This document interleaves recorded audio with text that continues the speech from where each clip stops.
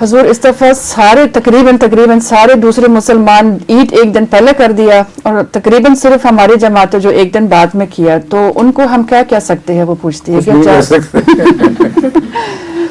عید تو چاند کے اوپر ہے.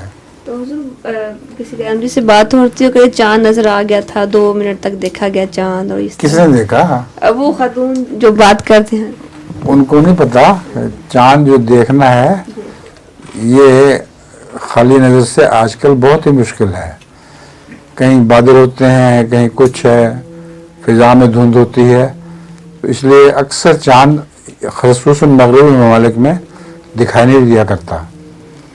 لیکن ہم جو عید کرتے ہیں، ہم جو محکمہ ہے شعبہ اس سے پوچھتے ہیں.